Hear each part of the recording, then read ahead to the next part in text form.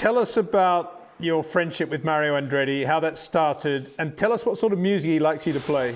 Well, the first time I actually met Mario was in 2015. Pretty much the same time I'd met Helmut Marko. Totally separate, though. I had gotten to know Giampaolo Dallara, and with knowing him, I got to know Andrea Toso, who designed the current IndyCar.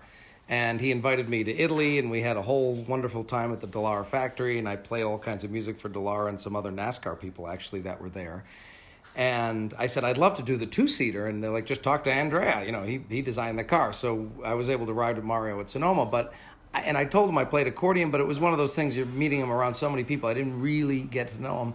Then there was another friend of mine, Bob D'Amato, who's known him for years, and I didn't realize he knew him. And he said, oh, yeah, I'll just connect you two. And I came over, and we just hit it off immediately, playing the accordion. And I played all these old Italian tunes, and he knew so many of these old Italian tunes.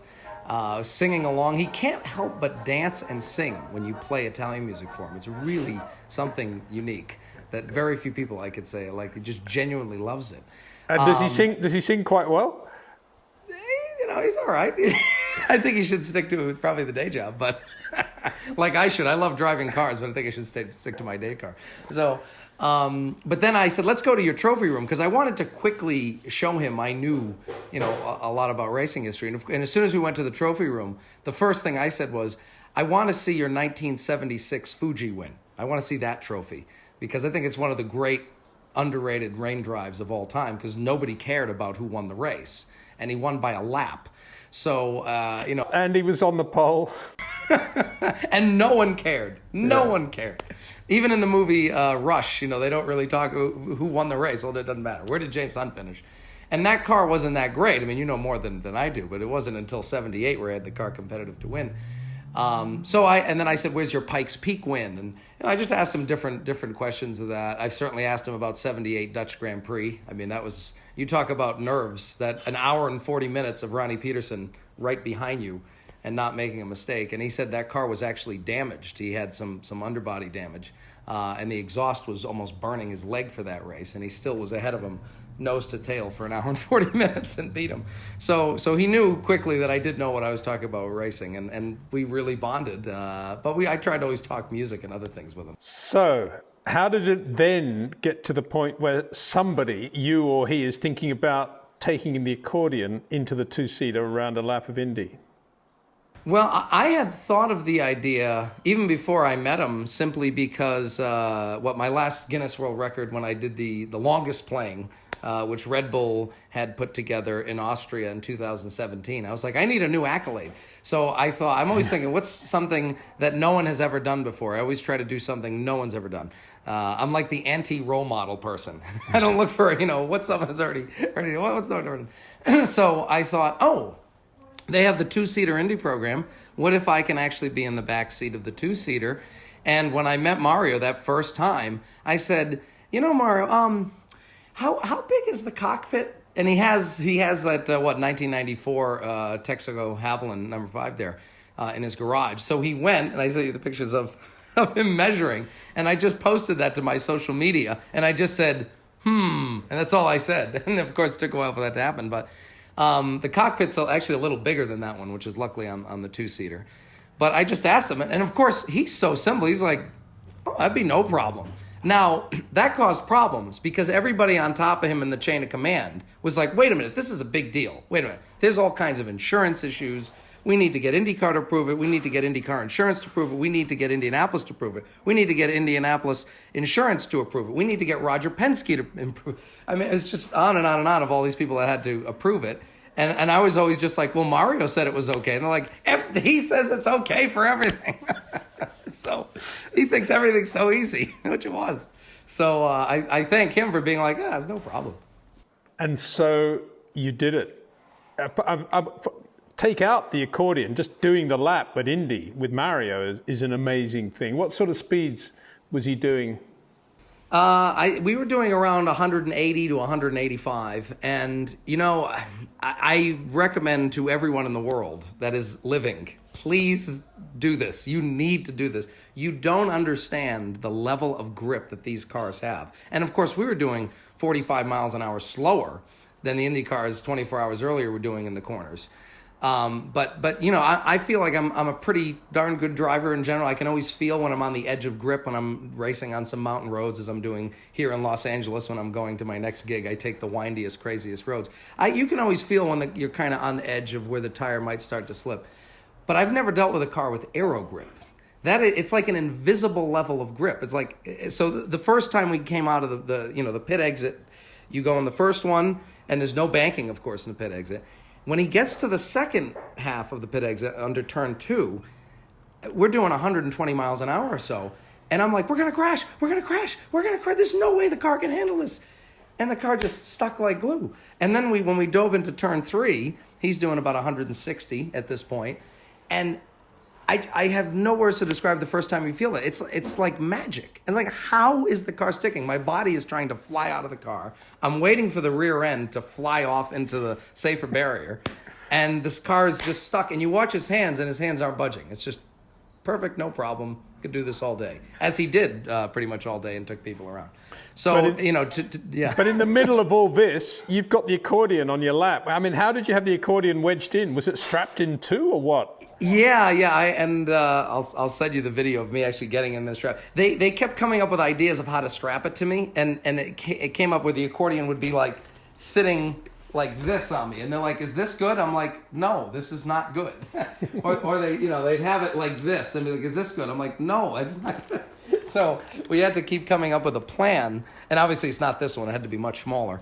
And the first accordion I brought didn't work. Actually, I brought the smallest version of electric accordion possible, and they said it's too heavy. They said, "This will kill you. If you guys crash, this will kill you." So then I had to drive 2 hours north on Saturday, grab another friend's 12-bass accordion, drive back down, and they approved that. But you'll see all the strapping in. There's so much going on to get me in there. And once I had accepted that this car could do that speed in that corner, even though it felt like it wanted to throw me out of the car, I was like, well, I got, the most versatile driver of all time in front of me. I'm good. And I just went to work and started playing while trying to take in the moment that, one of my heroes, and, talk about an Italian-American hero, at Indianapolis, at the cathedral of racing, especially in America. And I get to be here playing. I mean, it's just, and an Italian card, Chassis Dallara, who I'm very close with the Italian driver, the Italian accordion, the Italian player playing an Italian piece of music. So I was going to say, does the equivalent of the world of accordions, FIA, did that approve your accordion as one that would qualify for this accolade, for this record? No, it's funny. We do have kind of that. It's called the CIA, but that governs the world championships and different aspects of all the titles and national champions and all that stuff. So it's funny. We do have our own FIA. There's no Charlie Whiting, though, necessarily. We just have different presidents. But no, I have to get this to Guinness. It could take a very long time to get through. I feel like nobody works at Guinness. You try to call them, you'll never get them on the phone. You send one email, it takes 12 weeks to get one answer, and they answered one of your 10 questions. So it takes, even when I did a previously held record before with the longest accordion playing, that still took almost a year. This record doesn't exist, so it will probably take longer to get it fully improved. But I don't think anyone's ever gone this fast playing an instrument, because the fastest speeding ticket ever should have been Mario in Las Vegas. It was like 186 or something. And he had a cop with him, and a cop pulled him over, and they said, "We caught you doing 186. He said, "Well, I was just doing 193. He should have caught me there." But he had a police chief with him, so it's okay. And what is the actual wording of the record you're now applying for as a result of doing this laps with Mario? Well, that I'm kind of working with them on, actually, to see what we would go, because it's like, you can't say fastest musician. It'd be like the fastest that a live performance has been given. Of course, it's a land record. I have played on planes before, so maybe I have that record as well in the air. But, we have to figure out exactly how best to word it until someone takes, a Koenigsegg around some track at 300 miles an hour. And just to be absolutely clear again, the speed you mentioned, 188, was it? 185? Was that the average for the lap, or was that the top speed? That was kind of the top speed that we hit just before turn 1 and turn 3. Okay. So, but he basically didn't lift either in the corners, because, you want that downforce. So he just flat out in there. But he was aware, obviously, that there was something a bit different behind him, so he wasn't going to do his 200-mile-an-hour lap just out of the box, was he? Those cars, they, because if you look at the back wing, I mean, there's a ton of downforce on that. They just want to make sure, God forbid, nothing happens. But I mean, it was floored, what it seemed. That's what he had said. So that those cars. Okay, Cory, here's the big billion-dollar question. How did you decide what to play, and what did you play, and did it have Mario's seal of approval? Well, I mean, I just thought, whenever I was a kid, or you'd ever, make a movie and have a script for, you need a piece when there's a car chase or something, you always think of the William Tell Overture. It's just always the case. And it is by Rossini, right? So it's got the Italian aspect. So I thought, this is perfect. I have to play the William Tell Overture. And the only thing is I had to play it in the key of F because that instrument only has 12 basses. The William Tell Overture is supposed to be in the key of E, which I could do. But it's we did it in F so that I could get to D, and there's no minor, so I had to not play the minor chord when I got to D on the second part. But I just kind of made a shortened version of it. And at the end, I just kind of played a lot of F chords. So I was like, we did it, right, I did it. Many people thought I was going to have neck problems. They said, you're not going to be ready for the G-forces. I was fine. I just leaned into the corner. You could see my head. I was fine. I didn't think it was that big a deal. I could have gone for 200 laps, Peter. I could have gone for 200. I was happy as a clam. Well, we've got this video here, and it's great, and it's wonderful to see, but let's finish this with you actually playing a little bit of the William Tell Overture on that specific accordion. Give us a little bit. And this is okay rights, in terms of rights now. The rules are, if a composer has been dead for more than 70 years, you're good to go. It's funny, the year that Gershwin had been dead for 70 years, everybody came out with Gershwin albums. So.